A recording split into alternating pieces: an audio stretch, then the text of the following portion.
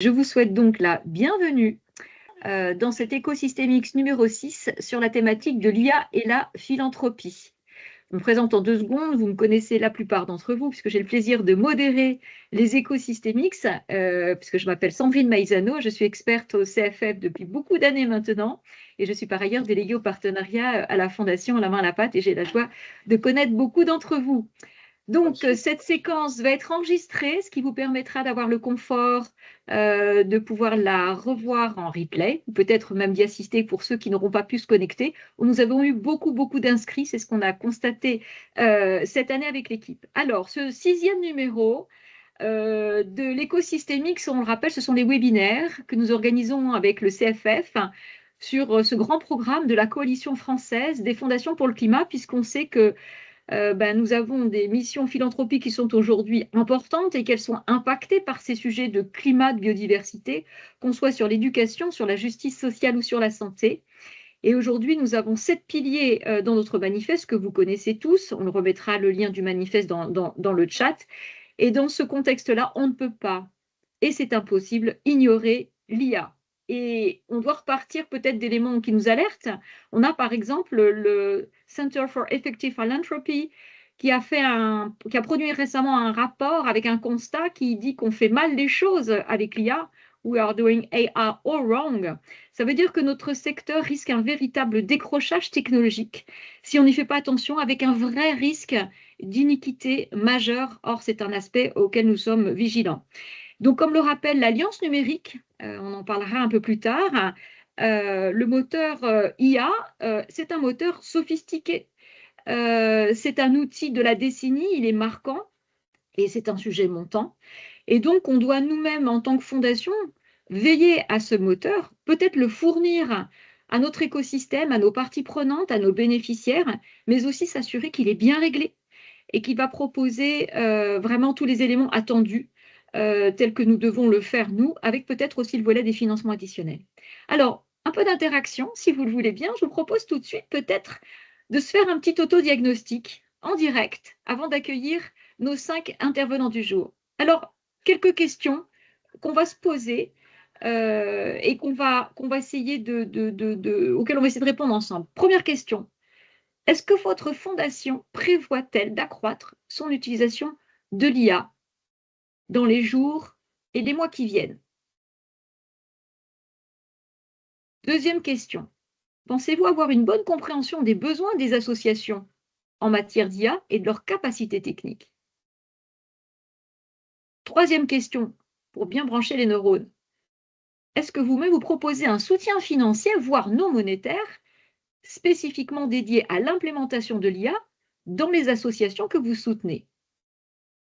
Enfin, quatrième question, qui permet de faire un petit autodiagnostic personnel. Est-ce que votre fondation, qu'elle soit distributrice ou opératrice, est-ce que votre fondation mène des discussions internes sur l'IA équitable, c'est-à-dire toutes les notions de biais à réduire, de justice à respecter, on va le voir ça pendant notre webinaire, au sein de vos programmes? Voilà, ces 4 questions, c'est absolument majeur de les avoir en tête et elles vont gouverner le webinaire qu'on va avoir aujourd'hui. Et elles confirment effectivement un fossé qu'on constate aujourd'hui, avec le principe peut-être de devoir poser un vrai diagnostic de la situation. Pour ce faire, je vais sans plus attendre accueillir Natalia Kiritopoulou, qui est Lead Global Assessment and Advisory Services of Center for Effective Philanthropy, on va dire le CEP. Bienvenue. Vous apportez des données mondiales pour aider les donateurs à être plus efficaces. Et là, je crois qu'avec vous, on a une experte pour bien comprendre pourquoi il y a ce retard de financement sur l'IA, pourquoi c'est si marqué dans notre secteur. Natalia, bienvenue, c'est à vous. Merci Sandrine, bonjour à tous et à toutes. Je vais présenter maintenant les résultats d'une étude que nous avons réalisée et que je pense peut nous aider à éclaircir certains points. Dans le rapport que je vais présenter, nous avons voulu comprendre comment les secteurs de l'intérêt général explorent cet outil transformateur quelles interrogations et préoccupations ils suscitent et quelles opportunités ces usages laissent entrevoir.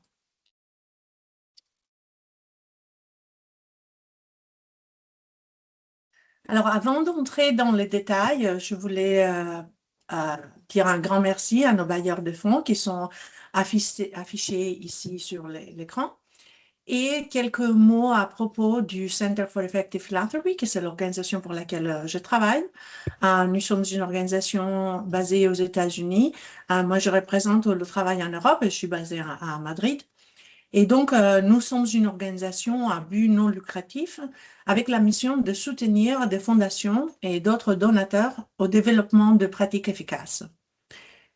Nous faisons cela à travers des différentes lignes de travail, comme notre programme de recherche pour le secteur philanthropique, au sein duquel nous avons d'ailleurs réalisé l'étude que je présente aujourd'hui.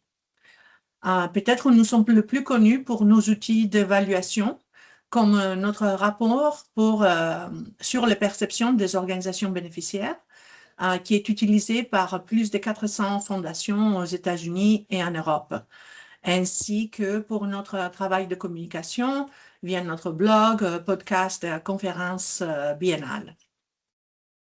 Donc, sur l'étude d'aujourd'hui, le résultat présenté s'appuie sur des données d'enquête menées auprès des dirigeantes d'associations et des fondations qui ont été faites au printemps de l'année passée, ainsi que sur ces entretiens en profondeur avec des responsables de fondations, d'organisations et des réseaux dans le secteur.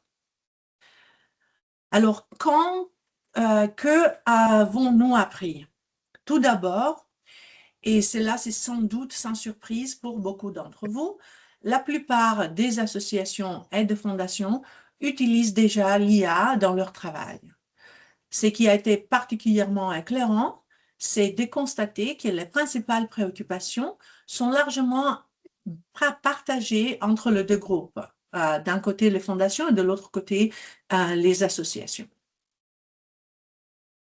Donc, environ 2/3 des associations comme des fondations nous ont indiqué qu'elles utilisent déjà l'IA dans leur travail. Parmi les usages les plus courants, la productivité interne, par exemple la prise de notes. Déjà, on a vu que pendant que nous sommes connectés, qu'il y avait plusieurs assistants IA qui étaient aussi connectés pour prendre des notes de cette webinaire. La communication et aussi, surtout pour les associations, l'appui au développement et le fundraising. Et même si l'usage est déjà élevé, l'écrasante majorité, donc 80% des dirigeantes, nous ont également indiqué souhaiter augmenter leur utilisation de l'IA à l'avenir. Et c'est à peu près exactement le même de ce que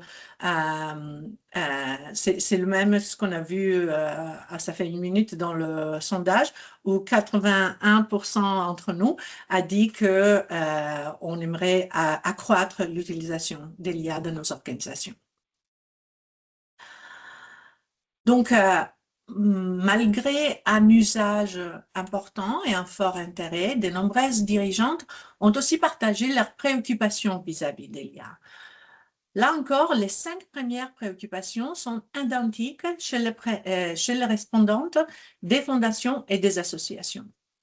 Les deux groupes s'inquiètent de la désinformation ou de l'obtention des résultats inexacts, des risques pour la sécurité et la confidentialité des données, le manque d'expertise ou de capacité interne pour apprendre et s'approprier de l'IA, et comment faire un bon usage et les algorithmes discriminatoires. Autrement dit, même si l'IA est déjà relativement courante, les inquiétudes restent fortes. Passons à notre deuxième constat. Les dirigeantes des fondations comme d'associations estiment que leurs équipes ne comprennent pas suffisamment les besoins des organisations en matière d'IA. Et si j'ai bien retenu ça dans les sondages qu'on vient de faire, il y avait 60% d'entre nous qui ont dit au moins qu'ils n'avaient pas une bonne compréhension des besoins de leurs bénéficiaires sur cet aspect. dans notre enquête, la plupart des dirigeants de fondations interrogés nous ont indiqué que leurs équipes ne comprennent pas comment leurs bénéficiaires pensent l'IA et l'utilisent. Plus de 80% déclarent avoir une compréhension limitée, voire inexistante, de l'efficacité de l'IA dans le travail de leurs bénéficiaires, de leur capacité technique à l'utiliser et des considérations éthiques qu'elles peuvent avoir concernant l'IA. Et au-delà d'un déficit de compréhension, ce qui est peut-être encore plus important, c'est le manque de discussion sur les sujets entre fondations et organisations bénéficiaires. Alors, plus de 80% des associations indiquent qu'aucun de leurs financeurs ne leur a parlé d'IA et seulement 15% disent avoir eu des échanges avec quelques-uns de leurs financeurs. Et qu'en est-il du soutien de fondations à l'exploration ou à la mise en œuvre de l'IA dans le travail des associations? Le troisième constat est clair. Très peu de fondations apportent un soutien financier ou non financier à l'utilisation de l'IA par leurs bénéficiaires. Alors là, je n'ai pas ça s'est allé un peu vite, alors je n'ai pas vu exactement quel pourcentage d'entre les participants au webinaire ont dit qu'ils n'apportent pas ou de soutien financier ou non financier sur cette question. Par contre, dans notre enquête, 90% des fondations nous ont indiqué qu'elles ne fournissent ni financement ni soutien non financier pour la mise en œuvre de l'IA au sein des organisations bénéficiaires. Et elles avancent trois principales raisons pour ça. L'absence des demandes ou d'intérêt exprimés par les bénéficiaires. Les sentiments que ce type d'appui ne correspond pas au positionnement de la fondation. Et le fait de ne pas y avoir réfléchi ou de ne pas savoir par où commencer. Et en plus, 73% n'ont pas de clarité si ce type de financement va être disponible dans le futur. Et même si l'avenir du soutien à la mise en œuvre de l'IA reste incertain, les associations ont exprimé ce qu'ils attendraient de leurs financeurs si elles recevaient ce type d'appui. Les besoins les plus fréquemment cités concernent l'éducation, la sensibilisation des équipes à l'IA. Viennent ensuite un financement pour accéder à des outils et logiciels existants, des formations techniques, par exemple sur la formulation des prompts efficaces, ainsi que des ressources pour comprendre comment l'IA pourrait affecter les publics et les communautés qu'elle sert. Et cela nous amène à notre quatrième constat, qui est sur la question de l'équité. Et ce dernier enseignement, c'est qu'il existe encore une marge importante pour que fondations et associations prennent davantage en compte les enjeux éthiques liés au développement, au déploiement et à l'utilisation de l'IA. Nos enquêtes montrent que parmi les rares fondations qui financent la mise en œuvre de l'IA chez leurs bénéficiaires, soit seulement les 10% de fondations interrogées, à peine la moitié apporte ce soutien dans l'objectif explicite de faire progresser une IA équitable. Et nous définissons IA équitable comme le développement, le déploiement et l'usage éthique des systèmes d'IA visant à promouvoir l'équité, l'inclusion et la justice. Il s'agit donc d'une pratique encore relativement peu répandue. Et nous avons également constaté que la majorité des associations ne discutent pas de l'IA équitable en interne. Un peu moins d'un tiers déclarent n'aborder ces sujets qu'occasionnellement. Fait particulièrement intéressant, c'est que nos analyses par sous-groupe montrent que les dirigeantes d'associations racisées sont plus susceptibles d'indiquer que leur organisation mène déjà des organisations internes sur l'IA équitable par rapport à leurs homologues. Alors, pour finir, je vous invite à examiner le rapport pour les conseils apportés par les participants aux entretiens sur comment promouvoir une IA équitable, surtout pour les plus marginalisés. Et je termine avec cette citation d'une dirigeante d'une association qui synthétise bien l'esprit de ce témoignage. Sans nous, une IA équitable ne verra pas le jour. Avec nous, elle est possible. Je vous remercie. Merci beaucoup, Natalia. C'était tout à fait éclairant et surtout, ça vient conforter, puisqu'en fait, vous avez répondu au fur et à mesure dans le chat, ça vient conforter vos propres positions qui sont complètement alignées avec les tendances qui viennent d'être. Une question peut-être pour une petite séquence avant d'enchaîner avec notre deuxième intervenante. Si nos bénéficiaires ne nous sollicitent pas pour l'IA, est-ce que vraiment on doit aller au-devant? Est-ce qu'on doit prendre les devants? Votre étude suggère cet aspect-là. Est-ce que peut-être vous voulez redire un petit mot sur cet aspect-là, Natalia? Oui, merci Sandrine. C'est une très bonne question parce que c'est quelque chose qu'on voit pas seulement sur cette étude, mais c'est ce qu'on a vu dans les 25 années de données qu'on recopile qu'on recueille sur les relations entre organisations bénéficiaires et fondations. Et c'est que les organisations bénéficiaires, les associations, en général, et ils nous ont dit ça dans plusieurs occasions, ne demandent à leurs financières que c'est qu'elles pensent que le financière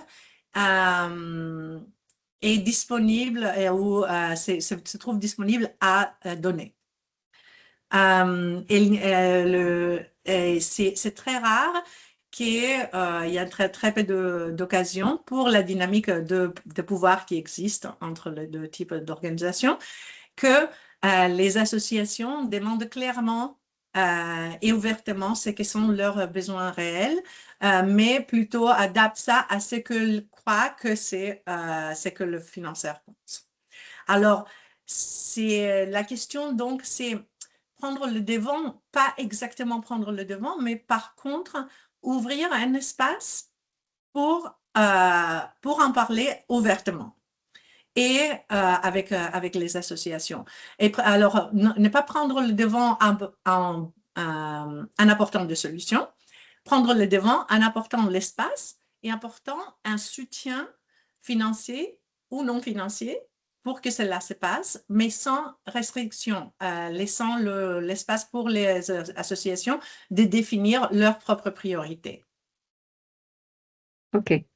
Merci beaucoup pour ce petit complément. Merci Natalia, c'est vraiment important et on comprend effectivement qu'il faut absolument agir, mais on ne doit pas le faire n'importe comment. Et pour poser le cadre éthique sur cette IA, je vous propose d'accueillir notre deuxième intervenante. Bienvenue Anna Chouri, mathématicienne, ingénieure, experte indépendante des enjeux éthiques et sociaux de l'IA. Puisqu'effectivement, on doit penser une IA avec des utopies technologiques qui peuvent être peut-être nécessaires de repréciser, puisqu'on est dans l'intérêt de la démarche d'une IA qui se met au service de l'intérêt général. Donc, Anna Chouri, nous vous écoutons attentivement. Merci Sandrine à tous et à toutes. Effectivement, moi je suis spécialiste des enjeux politiques et sociaux de l'intelligence artificielle. Je suis autrice ou co-autrice d'un certain nombre de ressources qu'on va mentionner aujourd'hui. Et Sandrine, tu as mis le mot utopie et je te remercie. Je suis autrice du livre Le progrès n'est que l'accomplissement des utopies pour réaligner un essai, pour réaligner effectivement nos visions du monde avec nos développements technologiques. Aujourd'hui, moi, je vais vous parler de quelques enjeux dans l'utilisation de l'IA et essayer de vous donner des clés pour une IA qui soit non seulement éthique, non seulement équitable, mais réellement d'intérêt général. Je veux bien que tu passes à la slide suivante, s'il te plaît, merci. La première chose que je voudrais dire et que je répète à chacune de mes interventions, c'est que l'IA, c'est pas une baguette magique. Quelle que soit l'utilisation qu'on en fait, on ne va pas résoudre des problèmes qui sont la conséquence de choix politiques, de choix économiques, de choix sociaux, avec de la tech mal réfléchie. Ceci étant dit, face à l'urgence climatique et sociale, on cherche des leviers forts, c'est normal. L'intelligence artificielle, c'est un outil puissant. Elle a la capacité d'accélérer la transformation de la société.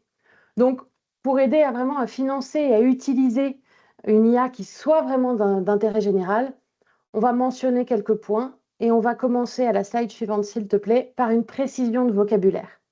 Parce qu'aujourd'hui, quand on parle d'intelligence artificielle et qu'on demande qu'est-ce que ça vous évoque, ce qu'on entend toujours, c'est ChatGPT, immédiatement. Effectivement, on a deux grandes familles d'intelligence artificielle moderne. D'une part, les IA analytiques et d'autre part, les IA génératives. Alors, les IA analytiques, elles ont été au sommet de la hype, vraiment de 2012 à 2022. C'est celles qui permettent de tirer parti des données. Vraiment, par exemple, pour automatiser un savoir-faire. Alors, je vous ai mis un exemple de Safe Natal, de Wukukawok, qui est une association guatémalienne, qui a pris des données cliniques pour pouvoir anticiper les risques de complications obstétricales. Elle a entraîné un modèle d'intelligence artificielle, modèle qui a pu être déployé après, donc embarqué sur des petites machines portables et déployé un petit peu partout dans des zones rurales. Ça, c'est un exemple d'IA analytique. On a d'autres exemples d'IA analytique pour tirer parti des observations de terrain. On a le projet Climate Trace, qui est un bon exemple, où on n'est pas sur une IA entraînée puis déployée localement, on est sur un ensemble de modèles qui vont agréger des données satellites et des données industrielles pour estimer et attribuer les émissions de gaz à effet de serre à des sources précises. Donc des IA analytiques, elles existent depuis longtemps sous beaucoup de formes. De l'autre côté, on a ce dont on parle aujourd'hui, qui sont les IA génératives. Donc ça, normalement, vous savez ce que c'est. Ça génère donc des images, du texte, de la vidéo, enfin bon, bref. Vous pensez ChatGPT, Gemini, Nano Banana, DeepSeek. On en a eu deux exemples là dans le chat aussi qui prennent nos notes dans les réunions, etc.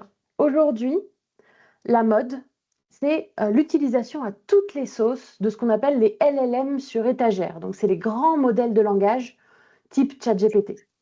Ces IA, elles sont facilement accessibles, elles nous parlent en langage naturel, elles ont toujours réponse à tout, elles sont très sûres d'elles, et ça a l'air d'être assez impressionnant. Et bien aujourd'hui, moi, je ne vais même pas vous parler de leur tendance à halluciner, à vous mentir avec aplomb. Je pense que tout le monde est à peu près au courant. Je ne vais pas vous parler non plus des problèmes de confidentialité. Je pense que vous le savez que quand vous utilisez un outil tiers, l'outil a accès à vos données. Jusque-là, c'est ce qu'on vit depuis une vingtaine d'années maintenant. Je vous rappelle que Chat Control était déployé jusqu'à avant-hier et que le Cloud Act est toujours en vigueur. Alors pour celles et ceux qui ne le savent pas, je le dis quand même, le Cloud Act, c'est une loi américaine qui contraint les entreprises américaines à donner accès aux données stockées à l'étranger.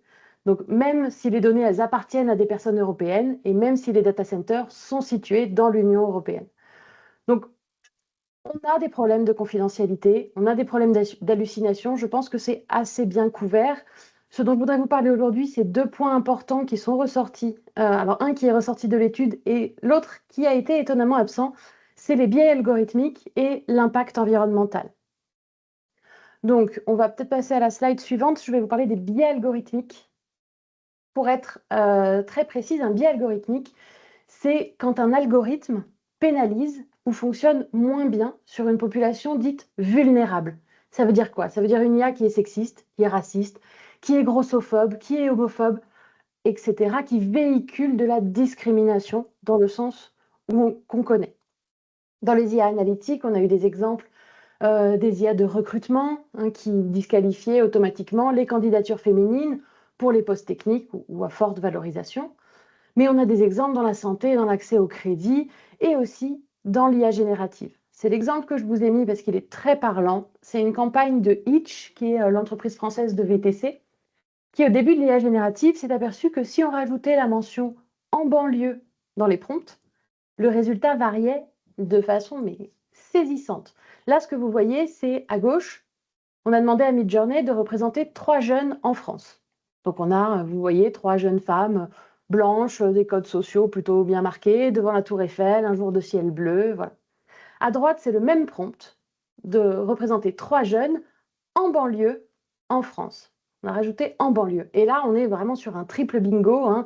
3 enfants noirs, une ruelle sale, des joggings, des déchets, des tags partout, le ciel gris. Enfin bon, on est vraiment sur 2 salles, 2 ambiances avec un mot différent dans le prompt. Je vous mets cet exemple parce qu'il est visuel, hein, mais pour les modèles de langage, c'est pareil. On a démontré que les modèles de langage sont biaisés, qui véhiculent des opinions politiques, etc. Donc comment ça se fait? Il faut comprendre que tout ça, ça fonctionne sur un principe d'apprentissage machine. D'accord? On a des algorithmes qui existent, hein, ce sont des sortes de coquilles vides. Imaginez ça. Ces algorithmes, au début, on en choisit un, il ne sait pas faire grand-chose. Et on va lui fournir des données, des observations. Et on va lui demander de se conformer à ces données. Pour pouvoir après, en lui présentant quelque chose de nouveau, avoir un résultat qui devrait avoir du sens. D'accord? Maintenant, si dans les données d'apprentissage, il y a du sexisme, il y a du racisme, il y a des problèmes de représentation, l'algorithme va les intégrer et les reproduire. Donc même si vous avez une équipe très diversifiée, même si vous avez la meilleure intention du monde, avec un alignement plutôt progressiste, on voit que si les données d'apprentissage sont injustes, l'IA le sera aussi. Donc il y a un certain nombre de choses à mettre en place dès le début du projet pour s'assurer que l'IA soit équitable, c'est-à-dire qu'elle qu'elle ne véhicule pas de la discrimination. L'autre enjeu dont je voulais vous parler, c'est celui... Ah oui, c'est pas moi qui gère. Est-ce que tu peux mettre la slide suivante? Très bien, merci. C'est celui de l'impact des IA génératives. Alors, bon, vous l'avez sûrement remarqué, hein, les IA génératives, on assiste à une course au gigantisme. Okay, GPT-4, il a 175 millions de paramètres, donc ça demande énormément de puissance de calcul. Et on a une espèce d'enchère aujourd'hui à qui construira le plus gros data center. En France, on a le projet Campus IA qui promet 1,4 gigawatts de puissance. C'est le plus gros projet d'Europe, hein, devant Microsoft Portugal qui a 1,2 gigawatts, devant comment il s'appelle, Stargate Norway qui doit être à 500 mégawatts. Hein, c'est 10 fois plus gros que notre plus gros data center français qui fait donc 120 mégawatts. Et notre plus gros data center français de 120 mégawatts, c'est déjà 40 000 mètres carrés de serveurs. Hein, on est vraiment sur des choses qui sont gigantesques, qui représentent des tensions donc, au niveau des ressources. Hein, on a la course aux semi-conducteurs qui nous ravive des conflits territoriaux, c'est ce qui se passe à Taïwan. L'extraction des terres rares, elle redevient un enjeu politique majeur, on l'a vu, du Groenland à l'espace. Et en plus de créer des nouvelles pressions, hein, sur les anciennes colonies, l'extraction des terres rares et leur raffinage, ça demande une grande quantité d'eau, de l'énergie qui est rarement décarbonée et absolument jamais renouvelable, et l'utilisation de procédés qui sont polluants. Ensuite, que ce soit pour l'entraînement ou l'inférence, c'est-à-dire l'utilisation de l'IA, ces énormes data centers, ils demandent une consommation énergétique de plus en plus importante. Hein, on parle de 2% de la production mondiale, je vous l'ai écrit. En France, on est à 2,2% de notre consommation annuelle. Donc, c'est l'équivalent d'une dizaine d'agglomérations de plus de 100 000 habitants pendant un an. Okay, pour un projet comme Campus IA, il faut une centrale électrique dédiée, plus tout le fuel qu'il faut pour les générateurs de secours qui doivent tourner tous les mois. Hein, on parle aujourd'hui d'environ 1000 mètres cubes, donc c'est 1 million de litres de fuel par an. Pour le projet Campus IA tout seul, il faudrait presque 5 fois ça. Et enfin, les data centers, ils ont également énormément besoin d'eau. Hein, on estime que les data centers, ils ont consommé 560 milliards de litres d'eau en 2023, hein, dont un peu plus de la moitié pour refroidir les data centers, qui sont souvent situés dans des zones qui sont déjà en stress hydrique. En France, c'est un petit peu moins le cas parce qu'on a du refroidissement à l'air ou du refroidissement à l'eau, mais en circuit fermé, parce qu'on se permet de prendre plus d'électricité pour faire tourner ces refroidissements, ce qui pose des problèmes en termes de distribution. On a une bonne production d'électricité en France, très bien, mais un réseau de distribution qui ne suit pas, et ce développement des data centers, il pénalise d'autres projets qui étaient peut-être plus d'intérêt général ou plus pour l'écologie que les projets de data centers. On a le cas à Marseille, par exemple, où le développement des data centers a empêché l'électrification des quais des ferries, ce qui fait que les ferries, pour avoir la lumière quand ils sont à quai, continuent à brûler du fioul.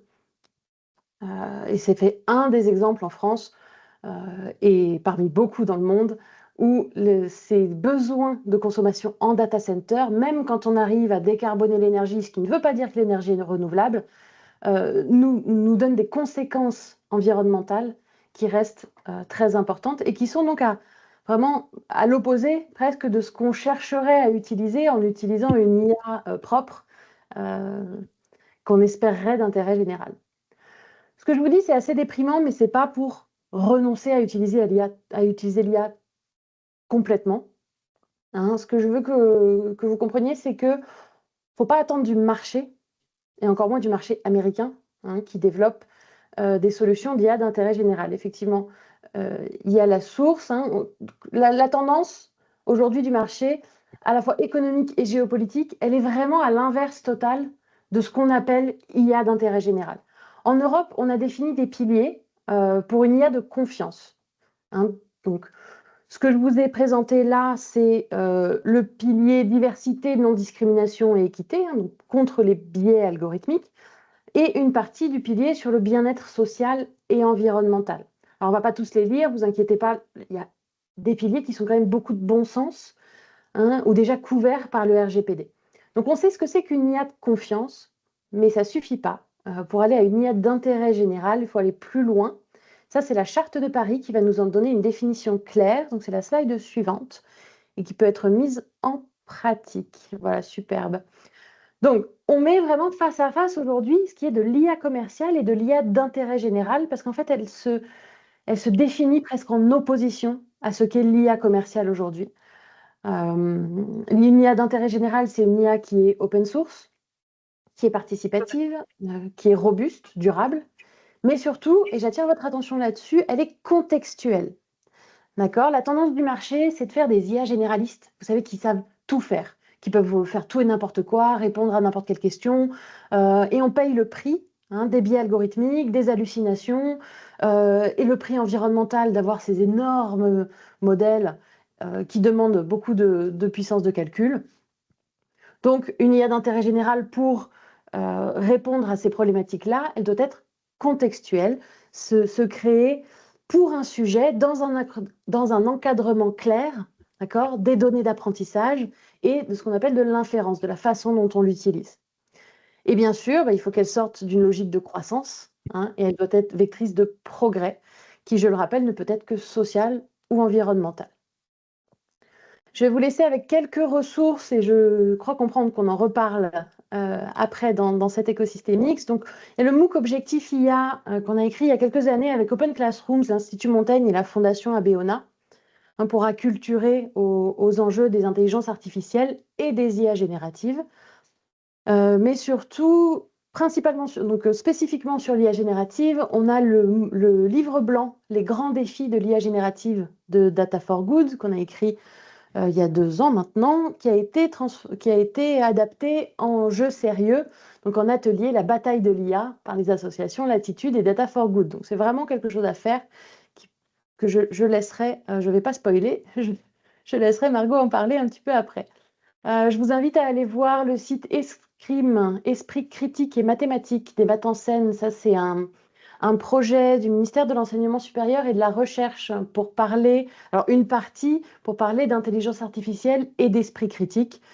Et on a développé notamment un atelier sur les bulles de filtre, l'enfermement informationnel sur les réseaux sociaux, qui permet donc d'avoir de l'acculturation et de la sensibilisation à des sujets d'intelligence artificielle. Et puis, bien sûr, Frabamia, qui est le site de Framasoft pour comprendre l'IA et la démystifier, qui recense vraiment beaucoup d'informations et surtout qui nous permet de rester à jour.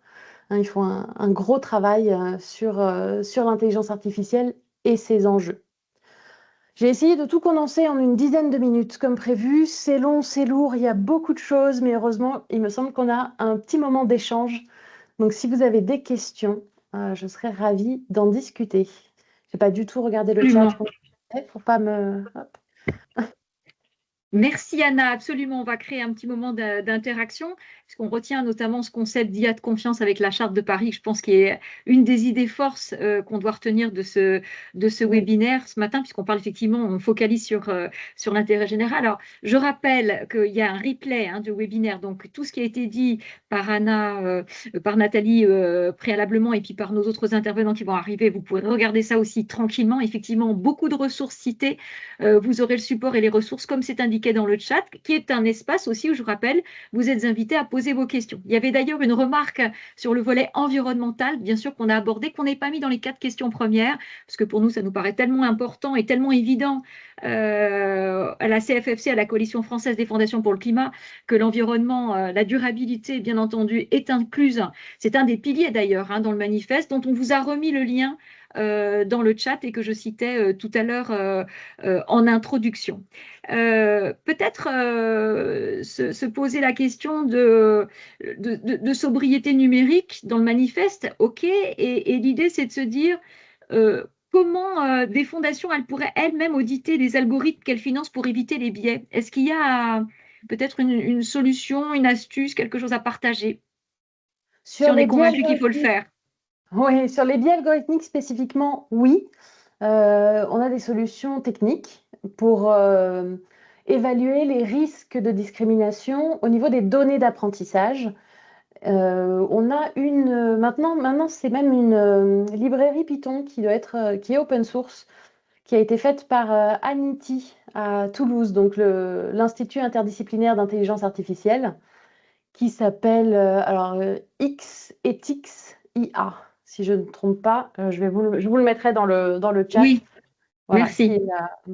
Ensuite, on a un certain nombre de matrices. On avait le PIA de la CNIL, qui était, alors je ne me souviens plus de l'acronyme, qui était une série de questions en fait, qui nous permettaient de savoir si on avait bien suivi les 7 piliers de l'IA de confiance. Il faut comprendre que l'IA de confiance, on a commencé à en parler après les dérives des biais algorithmiques. Et donc, ça a été vraiment créé pour avoir une base qui est très compréhensible de ce que ça peut être que les dérives de l'IA et comment s'en prémunir.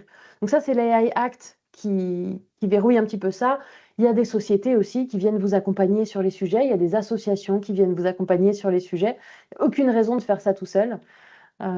Et c'est même plutôt important d'être entouré pour ça, oui.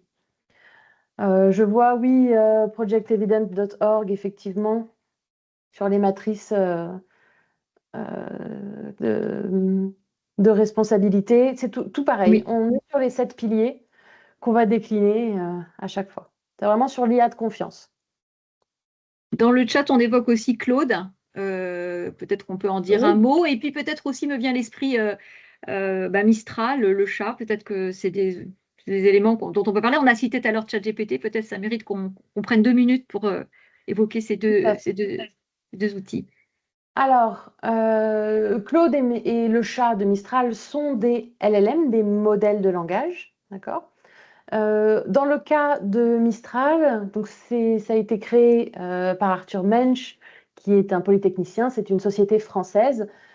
Ce à quoi il faut quand même faire attention, c'est que quelle que soit la société qui a développé l'outil d'intelligence artificielle, il tourne sur des infrastructures qui sont américaines. D'accord? Nous n'avons pas d'infrastructure européenne suffisante pour faire tourner de l'IA et encore moins de l'IA générative. Donc, on va essayer essentiellement d'avoir des outils qu'on essaye d'appeler souverains, mais en tout cas des outils français ou européens qui de toute façon tournent sur des infrastructures américaines qui sont donc soumis au Cloud Act dont je parlais tout à l'heure. Privacy Impact Assessment, merci le PIA. Voilà.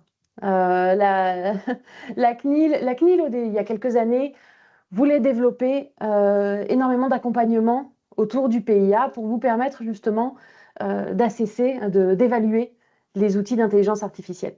La CNIL seule n'a pas les moyens, ni financiers ni humains, de gérer toute cette demande. Par contre, elle a mis à disposition un PIA qui est intéressant à suivre. Après, comme je vous le disais, il y a des associations, il y a des sociétés, il y a des indépendants aussi qui vous accompagnent sur ces sujets-là et ça vaut le coup. Ok. Euria, je ne sais pas ce que c'est. Qu'est-ce que c'est Euria? Un assistant IA souverain. Alors, comme je vous le disais, ah oui, c'est l'Infomaniac, c'est en Suisse. Ce à quoi il faut faire attention, c'est sur quelle technologie tourne le modèle d'IA. C'est très bien d'avoir des IA françaises, d'avoir des IA suisses. Encore que celles de Suisse, je pense qu'ils ont développé leur infrastructure, si je ne dis pas de bêtises. Ce qu'il faut faire attention, c'est que toute la chaîne soit souveraine. C'est trop facile de dire on fait une IA souveraine et on fait un partenariat avec Azure. Ben non, du coup, on n'est plus dans la souveraineté. C'est un vrai volet parce qu'effectivement, on est dans l'approche systémique où il ne faut pas oublier tous les périples, que ce soit dans, je sais pas, même dans l'usage, le stockage, la conception, la production. Si à un moment donné, effectivement, on dépend d'infrastructures qui ne sont pas en Europe. Et le Cloud Act a été remis aussi dans le chat, mais on vous renverra tous les éléments, ne vous inquiétez pas. Alors, on est parfait en termes de timing, beaucoup d'informations à retenir, mais on n'a pas fini. Puisque maintenant, nous allons accueillir Margot Levisal, donc cofondatrice de Latitude, ainsi que Camille Agopian, qui est donc déléguée générale du magnifique fonds Le Chant des Étoiles. J'adore ce nom. Alors, on va vous écouter toutes les deux parce que dilemme de fondation, la bataille de l'IA, de quoi parlons-nous? Est-ce qu'on peut commencer, maintenant qu'on a posé le cadre et qu'on a été interpellé sur la dimension éthique de ces sujets-là, est-ce qu'on peut commenter un peu de réalité? Alors, Margot, Oui, bonjour c'est à à toi. tous et à toutes et Bienvenue. merci encore de nous recevoir. Alors, hop, je vais partager mon écran. Peut-être en deux mots sur Latitude avant de rentrer en détail sur l'outil de la bataille de l'IA ESS et sur lequel Camille nous fera un retour. Est-ce que vous voyez bien mon écran? Oui, Super. Donc, en deux mots, Latitude, on est une association qui existe depuis 9 ans maintenant et on travaille sur la question du numérique. On travaille surtout sur comment est-ce que, à mesure que le numérique progresse dans nos vies et dans nos quotidiens, moins on le comprend, plus on perd prise sur ses usages, alors que ce soit les questions d'empreinte environnementale que Anna a citées juste avant, les questions d'impact sur la démocratie aussi, et donc sur la manière dont on fait société. Et on constate surtout un immense manque d'éducation à ces sujets aujourd'hui. Alors, nous, sur une mesure d'impact qu'on a menée auprès de plus de 10 000 personnes, on a 70% des personnes qui participent à nos programmes qui n'ont jamais reçu de formation sur les impacts du numérique. Et donc, avec Latitude, on développe un certain nombre de programmes pour, un, apprendre à développer son esprit critique face au numérique et deux, pouvoir faire des choix éclairés, repenser ces différentes pratiques.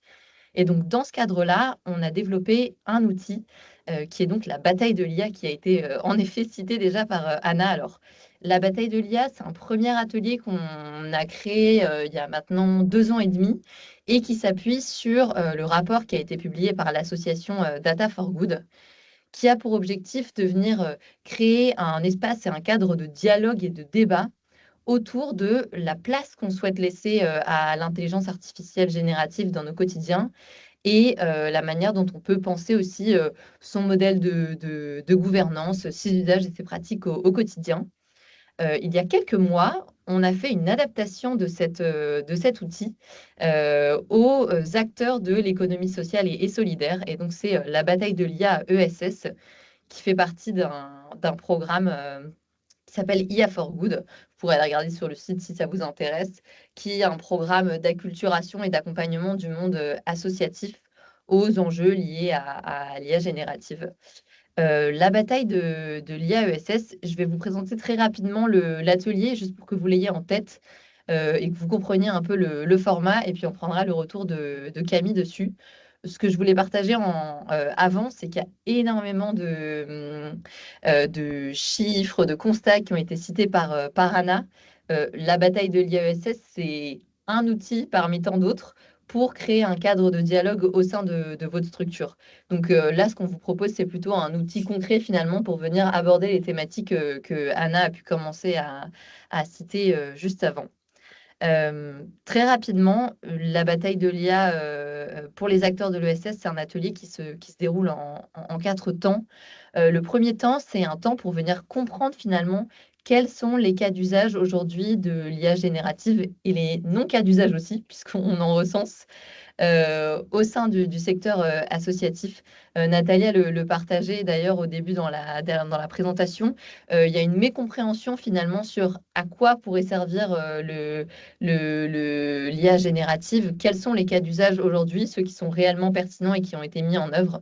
Donc, il y a une première section de l'atelier pour venir comprendre ces différentes thématiques. D'ailleurs, alors, ce n'est pas la carte que je vous ai mis à l'écran, mais j'en ai une ici.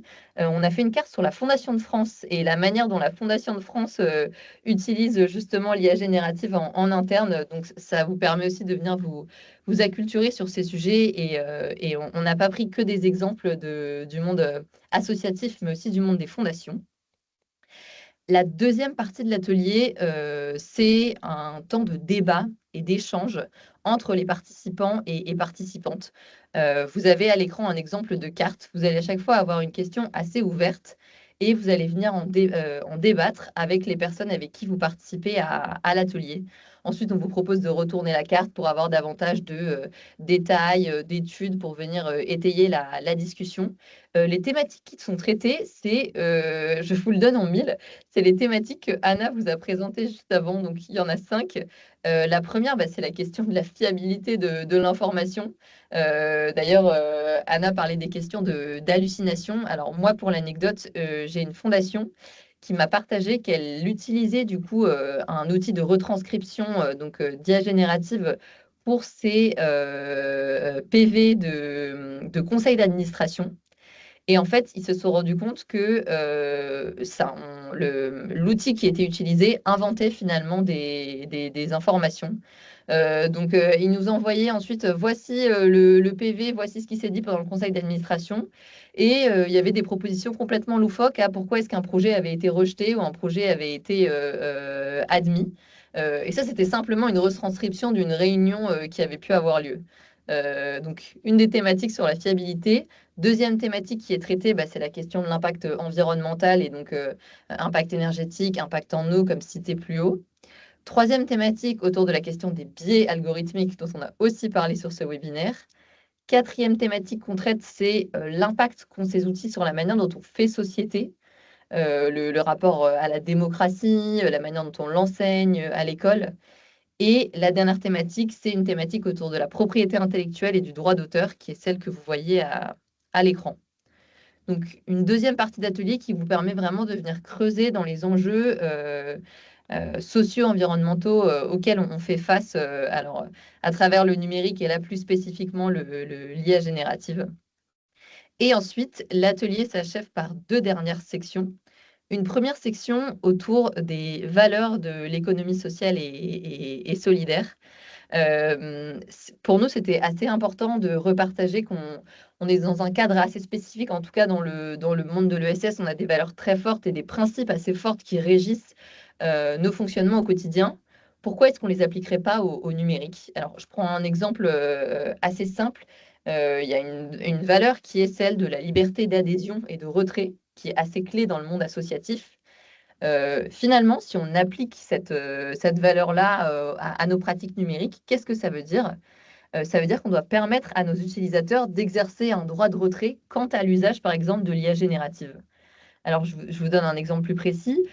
Si, par exemple, vous avez un site sur lequel vous proposez un chatbot basé sur de l'IA générative pour avoir accès à de l'information, il faut aussi permettre aux utilisateurs et utilisatrices de pouvoir accéder à cette information sans utiliser le chatbot, de dire moi j'ai pas envie d'utiliser l'outil d'IA générative, je veux aussi avoir accès à cette information. Donc pour refuser déjà l'usage du chatbot et ensuite proposer des alternatives pour facilement retrouver toutes les informations qui seraient proposées.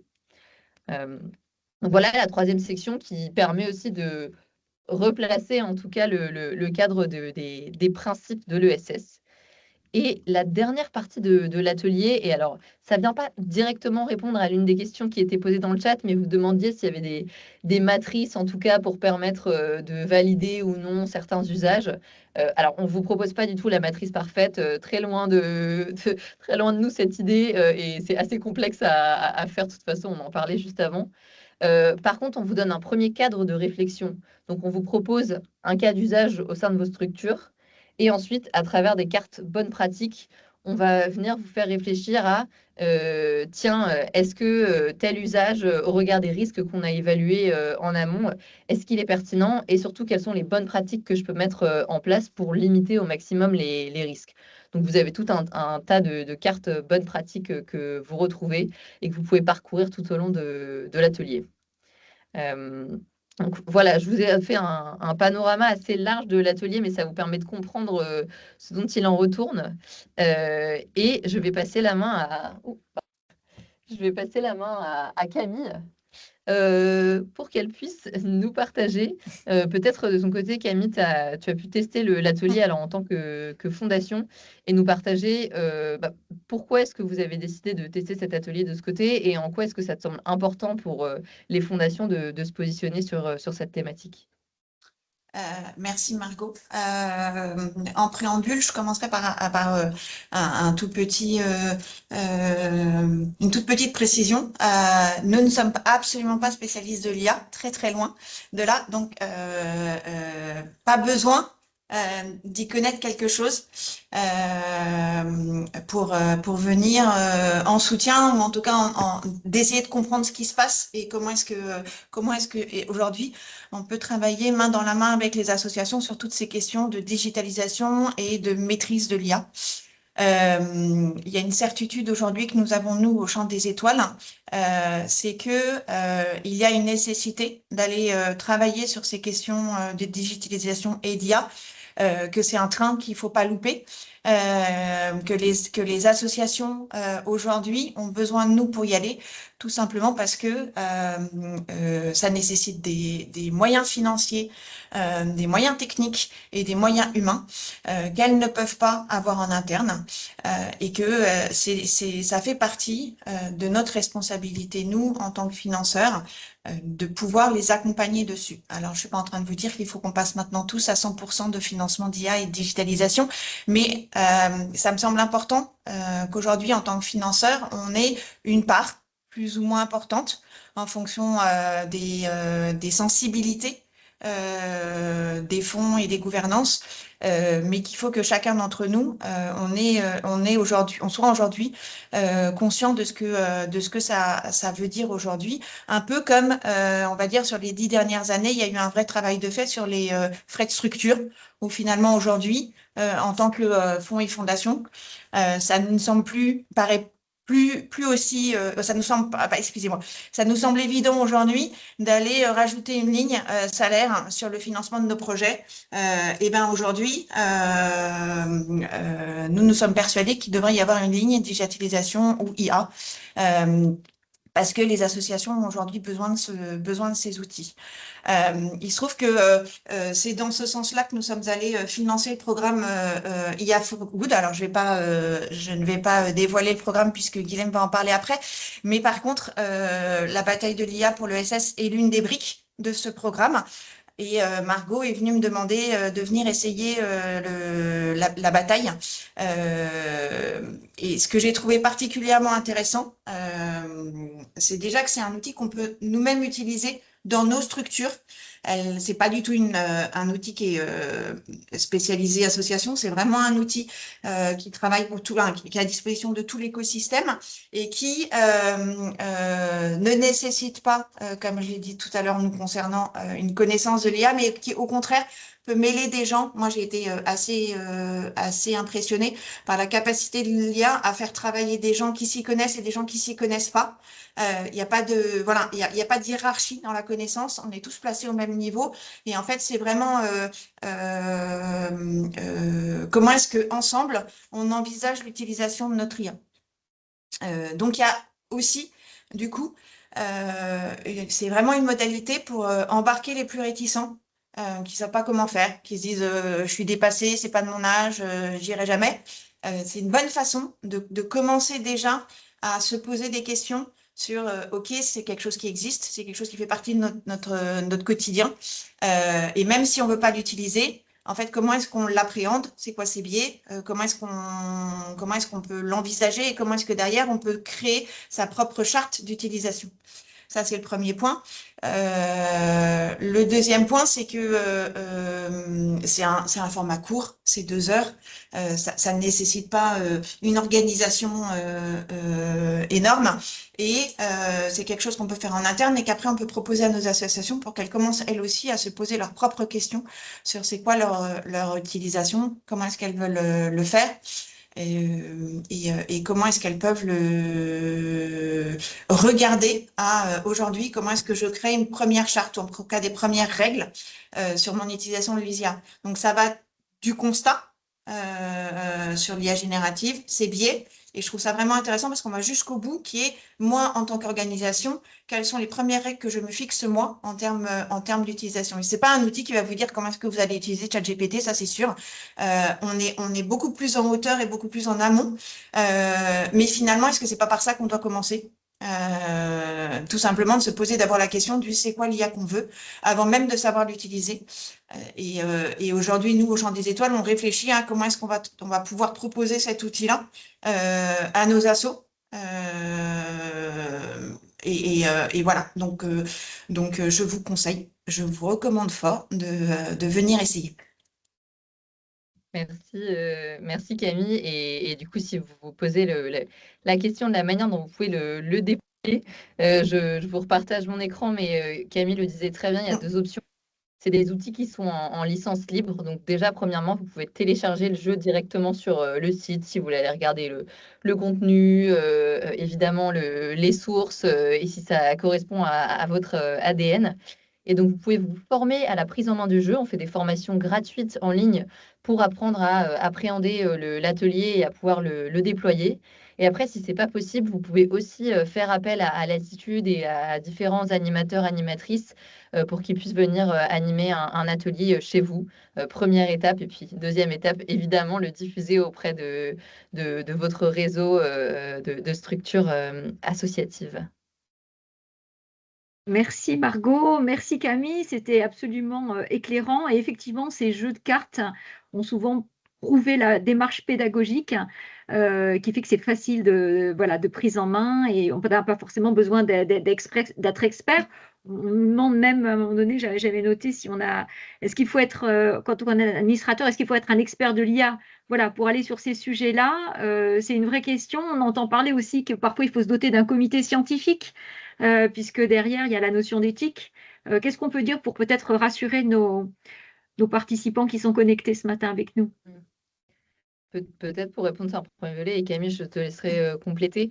Ce qui est intéressant dans l'atelier et au-delà d'un comité scientifique, c'est la question de la gouvernance finalement du numérique. C'est de choisir le numérique collectivement. En fait, cet atelier, c'est un atelier collaboratif, c'est-à-dire que c'est pas uniquement les administrateurs qui vont participer, c'est l'intégralité des parties prenantes. Vous pouvez le faire avec certaines des associations que vous accompagnez aussi. Ça va permettre de comprendre aussi à quel stade de maturité elles en sont et quels sont leurs besoins. Le faire avec le CA, le faire avec les membres salariés s'il y en a au sein de votre fondation. Les choix finalement qui régissent nos pratiques numériques, c'est des choix qu'on doit faire de manière collective et c'est justement l'objectif de l'atelier. Camille, je te laisserai peut-être compléter.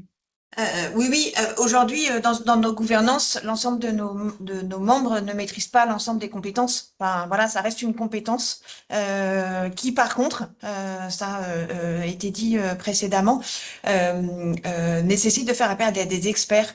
Et on n'a pas obligatoirement besoin de la compétence dans la gouvernance, si ce n'est d'avoir des experts avec qui on peut échanger, qui peuvent nous faire nous-mêmes monter en compétences.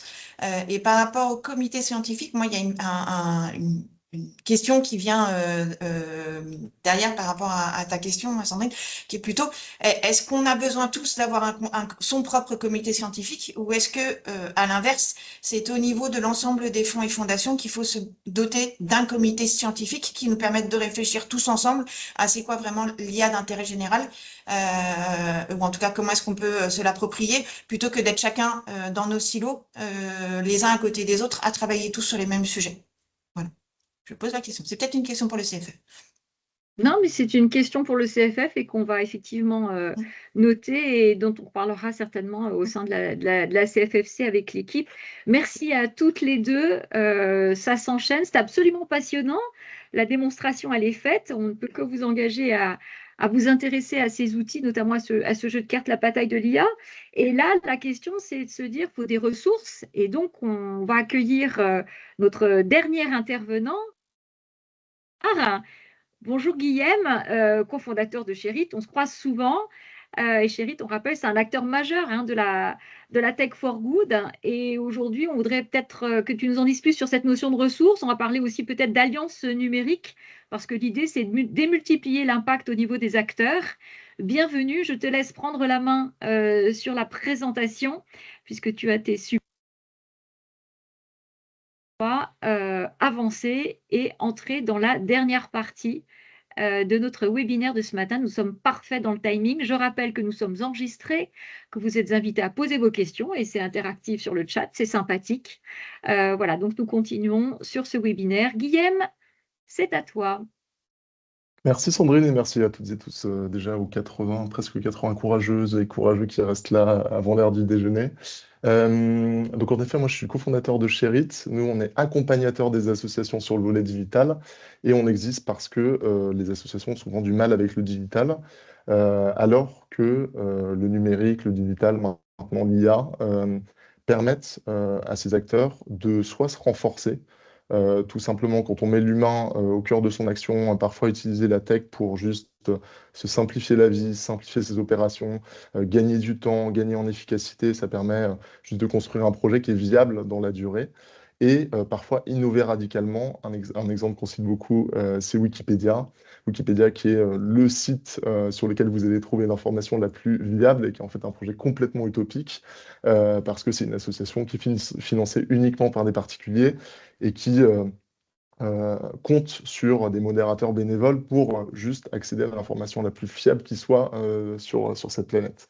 Donc, c'est un des gros enjeux en ce moment des associations, c'est comment faire pour avoir les moyens pour travailler la question du numérique et maintenant de l'IA, qui est un catalyseur, qui est un accélérateur de cette tendance. Et donc, évidemment, ça pose la question du rôle des fondations dans ce capacity building, cette mise à disposition, cet accompagnement sur le volet numérique et maintenant sur le volet IA. Donc nous, on existe pour répondre à cette question. On est une association au service des associations et donc on accompagne gratuitement les associations pour leur permettre de développer des projets digitaux ambitieux. On a accompagné plus de 100 associations sur mesure pour développer vraiment des projets complexes, des plateformes, des outils internes, pour leur permettre de changer d'échelle.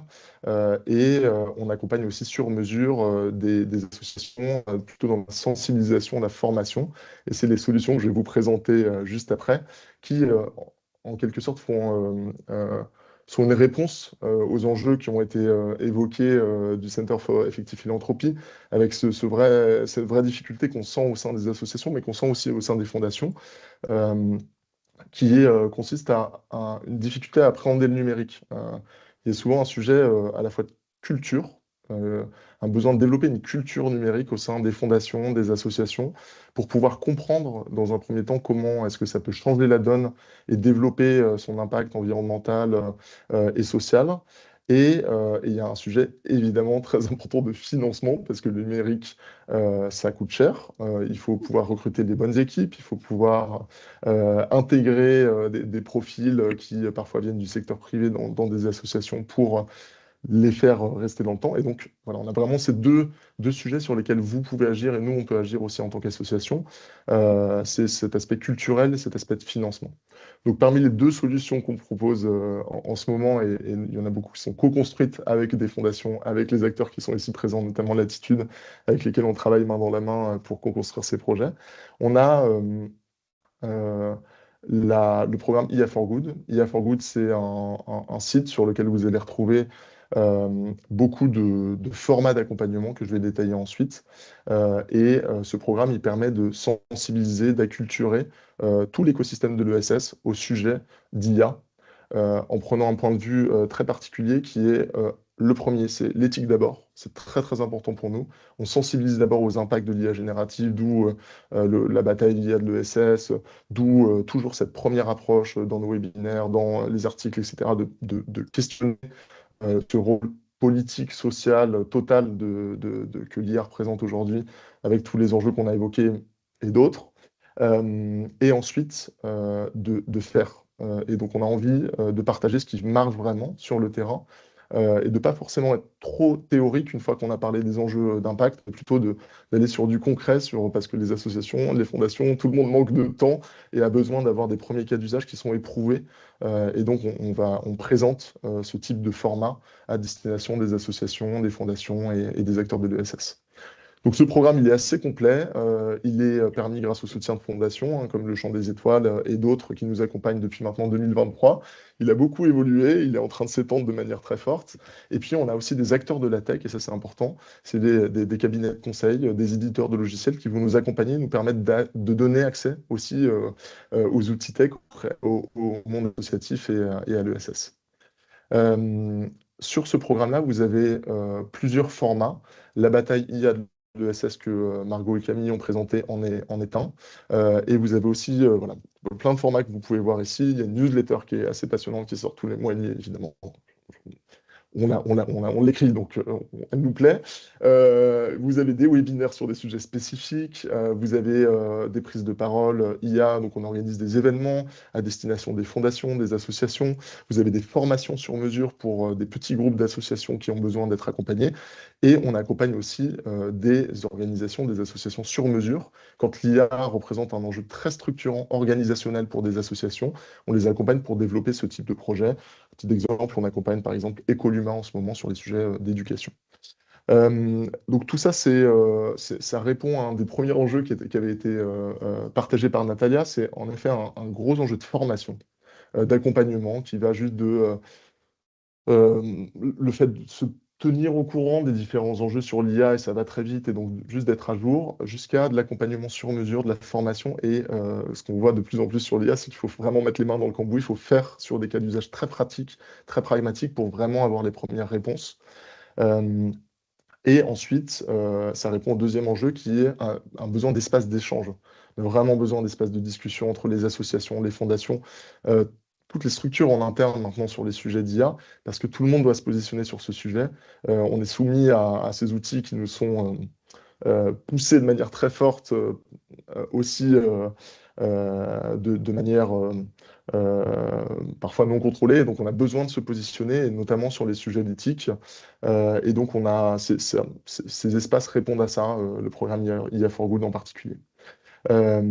Un deuxième enjeu qui est important, et là je vais passer à la deuxième solution, c'est notamment dans ces espaces d'élargir un peu le regard. Et donc c'est pour ça qu'on a créé l'Alliance numérique et IA pour les associations.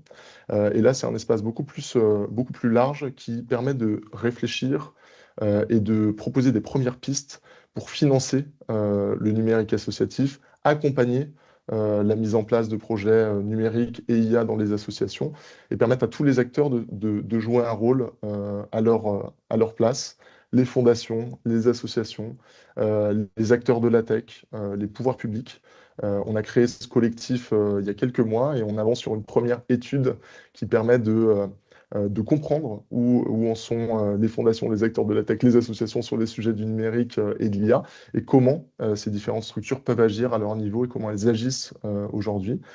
C'est un collectif qui est assez libre, donc vous pouvez nous rejoindre pour l'instant et juste être tenu au courant des informations que l'on propose. Mais l'enjeu à terme, c'est de faire en sorte que les associations puissent se renforcer et développer leur impact grâce au numérique et à l'IA, utilisés avec discernement, avec des réflexions éthiques qui sont très poussées, pour faire en sorte que ça puisse être en soutien du secteur et pas imposé ou accepté, mais avec un retard très fort sur certains projets. Donc voilà, ces deux initiatives, on a évidemment besoin de vous pour faire partie de ces collectifs, nous permettre aussi de les développer, et notamment sur IA for Good, c'est un projet qui demande aussi des investissements, donc on a besoin de vous pour le financer, puisqu'on va annoncer la saison 3 à partir de septembre, et donc on a besoin de financeurs qui sont prêts à apporter du financement pour tout un écosystème, puisque tous les outils qu'on développe sont à destination de tous et sont libres pour les associations. Merci Guillaume, c'est tout à fait éclairant et ça donne envie d'aller regarder tout de suite tout ce qui a été mis en ligne, parce que vous avez plein de liens qui vous ont été développés. Il y a du son, je ne sais pas si tout le monde a bien écoupé son micro derrière. Voilà, il y a quelqu'un qui a un micro ouvert. S'il peut fermer, ça serait plus confortable pour l'acoustique et l'audio de tous. Est-ce que, peut-être une question, on a parlé de fonds additionnels. Est-ce qu'on ne peut pas simplement réorienter les dons actuels? Il faut vraiment rajouter? C'est compliqué parce que les associations elles souffrent beaucoup en ce moment sur des fonctions très basiques. Donc il y a un besoin d'avoir à la fois des fonds d'urgence, des fonds d'accompagnement en ce moment. Et en même temps, on a besoin aussi en ce moment d'investir sur des sujets numériques et d'IA. C'est ce qui permet de renforcer aussi parfois, de faire passer un cap à des associations. Donc on a besoin des deux, je dirais, une augmentation des financements sur ces sujets. Je pense que c'était le premier constat qui a été partagé avec le Center for Effective Philanthropy. Tout le monde se rend compte qu'on a besoin d'investir, et investir dans des assos, c'est compliqué parce qu'on est toujours pris par l'opérationnel, donc on a besoin que nos financeurs nous apportent cette espèce d'espace de respiration pour travailler ces sujets, et notamment en interne pour les salariés. Deuxième enjeu, évidemment, c'est d'orienter une partie des financements là-dessus pour la suite. Si on veut signer la tribune, là, l'Alliance, qu'est-ce qu'il faut faire concrètement? Oui, l'Alliance, c'est très facile pour la rejoindre. Il n'y a même plus besoin de signer la tribune. C'était un peu le positionnement initial. Vous pouvez la rejoindre en scannant le QR code ou via le lien qui a été envoyé. Et ensuite, en être membre, vous recevrez à minima la newsletter. Et puis, si vous voulez vous impliquer beaucoup plus, vous pourrez le faire. C'est une organisation collégiale. Ok, en tout cas, c'était tout à fait éclairant. Merci beaucoup, Guillaume. On avance tout doucement et à 12h15, on va arrêter. Il nous reste 2 petites minutes pour plusieurs choses. Alors d'abord, remercier nos 5 intervenants parce que voilà, on a eu 5 interventions entre Natalia, Margot, Camille, Anna et puis Guillaume. On va vous renvoyer pour tous ceux qui ont pu se connecter. En clin d'œil, on est monté à 99 participants, donc on voit bien que l'IA, c'est le sujet. Voilà, c'est un moteur indispensable, un outil qu'on ne peut pas utiliser n'importe comment. Les fondations ont leur part à faire dans les investissements, dans le soutien et dans cet outil qu'elles peuvent mettre à disposition de leurs associations bénéficiaires. Et on ne peut pas faire n'importe quoi. Je pense qu'on en a fait une très belle démonstration ce matin. Peut-être en clin d'œil, feuille de route pour les jours qui viennent à tous nos participants, formez vos équipes, c'est la première action, c'est s'éduquer et l'idée c'est peut-être d'aller sur une meilleure compréhension, donc ça passe par de l'éducation et de la formation. La deuxième, c'est peut-être le petit coup de main en termes de financement, voilà, rejoignez l'Alliance numérique, je pense que Guillaume nous en a bien parlé. Et puis, l'éthique, c'est d'être vigilant tous à nos niveaux, dans nos différentes structures, et de respecter cette notion d'IA équitable, d'IA de confiance qui nous a été développée ce matin. En tout cas, chacun, merci à nos 5 intervenants, puis bien sûr aux participants. Je remercie aussi la Fondation Carasso, la Fondation Terre Solidaire, la Fondation de France et la Fondation SNCF, puisque derrière la Coalition française des fondations pour le climat, il y a ce soutien des fondations qui nous permettent de vous donner ce rendez-vous régulier des écosystémiques. Alors, le prochain, 2026, la date n'est pas encore déterminée, mais on vous tiendra au courant. Continuez à nous suivre, c'est super. Et puis, bien sûr, le CFF, on vous donne rendez-vous à notre grand rendez-vous annuel de l'atelier des fondations à Annecy, qui, je le rappelle, se déroule cette année du 29 au 30 juin. Et la 3e journée, ça sera le 1er juillet. Voilà, merci encore à tous. 12h15, la ponctualité, c'est la politesse des rois. On espère que vous avez été passionnés. À très bientôt. Je rappelle que ce webinaire est disponible en replay et que toutes les ressources seront données. Voilà, à très bientôt. Portez-vous bien et faites de l'IA éthique. Merci beaucoup. Merci, au revoir. Merci beaucoup. Au revoir. Merci. Merci, au revoir. Merci.